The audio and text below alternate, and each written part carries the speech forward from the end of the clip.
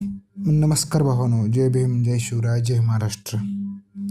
काल एक पिक्चर बघितलं. थिएटरला नाही गेलो बरं, कारण थिएटरला जायचे आपले एवढं पैसे नाहीत. सध्या जाऊ शकतो पण पैसे नाहीत. काल पिक्चर बघितला, त्या पिक्चरचं नाव होतं जॉली LLB 3. जॉली LLB 3 त्या पिक्चरचा म्हणजे थोडं वाटलं जरा मग कॉमेडी होता, बघू वाटलं थोडं नॉर्मली. पण नंतर कळालं की अरे यार, ही पिक्चर बघण्यासारखं आहे. त्याचं असं आहे त्या पिक्चरमध्ये आपल्या भारतातील शेतकऱ्याविषयी जे त्यांचे हाल आहेत हाल म्हणजे त्यांचे जे रिअल परिस्थिती आहे, जसं मोठे कारखाने, उद्योग कारखाने, त्याच्यासाठी होणारे जमिनीची हडपणी असू द्या, काय असू द्या, किंवा XYZ जे असेल ते शेतकऱ्याचे जे हाल आहेत, त्या पिक्चरमध्ये भरपूर प्रमाणात चांगल्या प्रमाणात दाखवण्याचा भरपूर प्रयत्न केला आहे. त्यात अक्षय कुमार, हर्षद वारसी, ती गोलमालमध्ये नाही का तो आणि भरपूर असे म्हणजे मोठे मोठे ॲक्टर्स आहेत की मला खूप म्हणजे आवडला सिनेमा. म्हणजे आउट ऑफ 10 मी 8.5 देईल त्याला. जे रिअल फॅक्ट आहे भारतामधला शेतकऱ्यांचा, तो त्यांनी दाखवण्याचा बऱ्यापैकी चांगला प्रयत्न केला आहे.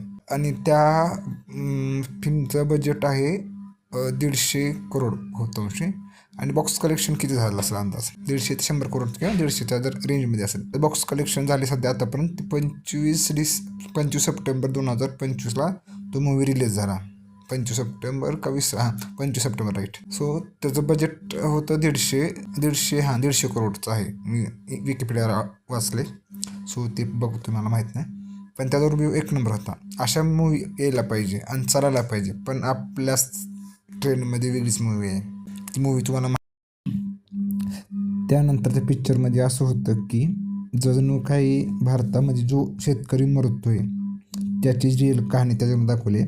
आणि भारतामध्ये असे पिक्चर यायला पाहिजे. हिस्टॉरिकल पिक्चर पण भारी आहेत आणि आताचे जे पिक्चर येतात त्याच्याबद्दल वाद नाही, बघायचं प्रत्येकाचा दृष्टिकोन वेगळा आहे, पण ती मला मनापासून आवडली.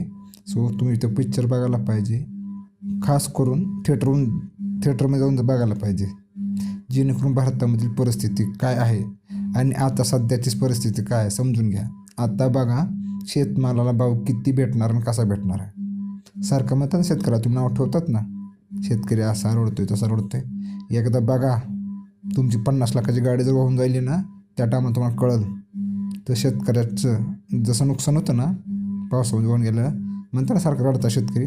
ज्या टायमाला तुमची 50 लाखाची गाडी किंवा तुमचं 50 लाखाचं काय तर हरवायला पाहिजे किंवा पळून चुरून न्यायला पाहिजे, त्या टायमाला तुम्हाला कळलं काय अवस्था होती त्या शेतकऱ्याची आणि आपली. उगाचच म्हणायचं नाही शेतकरी आहे म्हणून आपण. आणि सलाम त्या अक्षय कुमारला की तो त्यानं पिक्चर काढला. तो काढतोय भरपूर पिक्चर भारी, मला आवडला.